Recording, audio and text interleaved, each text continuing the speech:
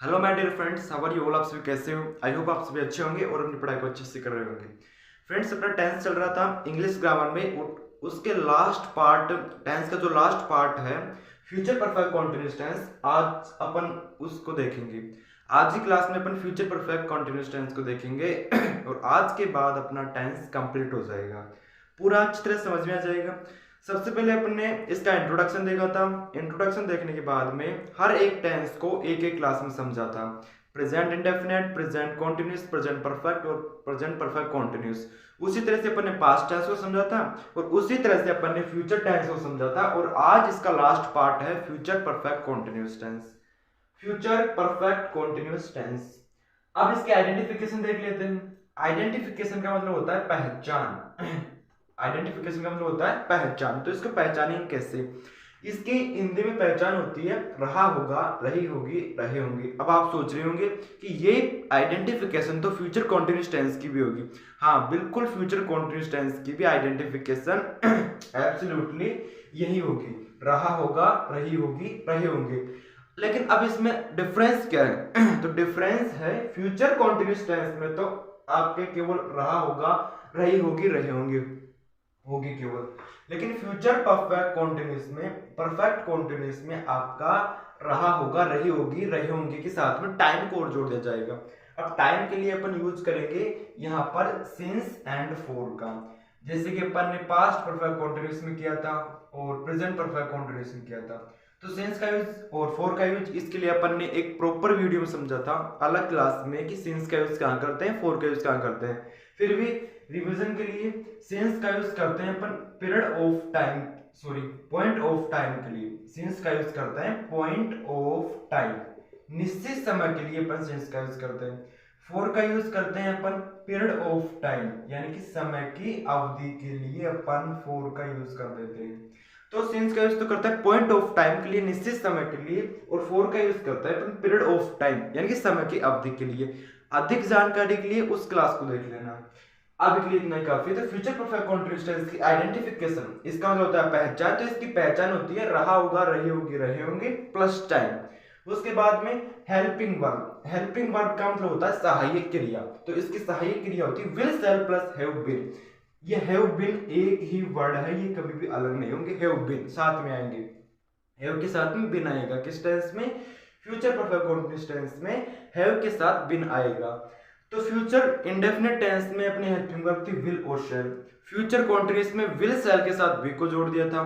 Future perfect tense में अपन ने will sell have कर दिया था और फ्यूचर परफेक्ट कॉन्टिन्यूअस टेंस में अपन ने विल सेल के साथ हैव बीन को जोड़ दिया।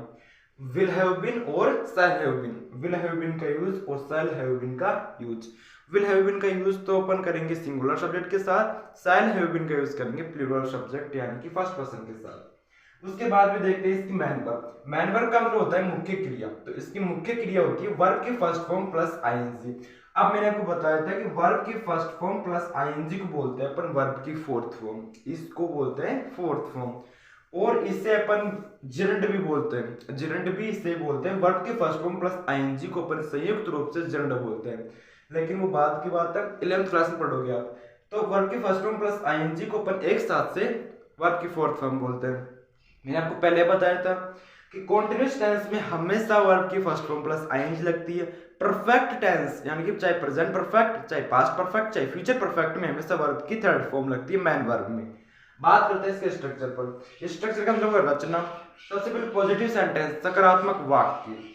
सबसे पहले लिखेंगे subject, subject plus will shall plus have been, यानी कि विल हैव बीन और shall have been plus verb की फर्स्ट फॉर्म के साथ आईएनजी प्लस ऑब्जेक्ट। नो समस्या, नो प्रॉब्लम। फिर है नेगेटिव सेंटेंस। नेगेटिव सेंटेंस होता है नकारात्मक वाक्य, यानी कि जिसमें नेगेटिव वर्ड का यूज किया जाता है वो नेगेटिव सेंटेंस होता है। नेगेटिव सेंटेंस में subject plus will shall plus not plus have been. Will shall, उसके बाद में सबसे पहले लिखेंगे नोट और नोट के बाद में लिखेंगे हैव बीन को। ये नहीं कि विल सेल हैव उसके बाद में नोट उसके बाद में, ऐसा नहीं होगा। सबसे पहले सब्जेक्ट, फिर विल सेल, उसके बाद में नोट, उसके बाद में हैव बीन, फिर वर्ब की first form plus ING plus object. Interrogative sentence, प्रश्नवाचक वाक्य, जिसमें अपन क्वेश्चन आस्क करते हैं, क्वेश्चन पूछते हैं, प्रश्न पूछते हैं। तो डब्ल्यू एच वर्ड, अगर उस सेंटेंस में डब्ल्यू एच वर्ड हो तो डब्ल्यू एच वर्ड लिखेंगे। फिर will shall plus subject plus have been plus verb की first form plus ING plus object और लास्ट में लगा देंगे इंट्रोगेटिव मार्क। अब इन सभी के ऑब्जेक्ट के बाद में अपन सेंस और फॉर का यूज भी कर देंगे, क्योंकि अपना टेंस है फ्यूचर परफेक्ट कॉन्टिन्यूस। इस टेंस में टाइम को और जोड़ दिया जाएगा, टाइम को जोड़ेंगे तो सिंस और फॉर का यूज होगा।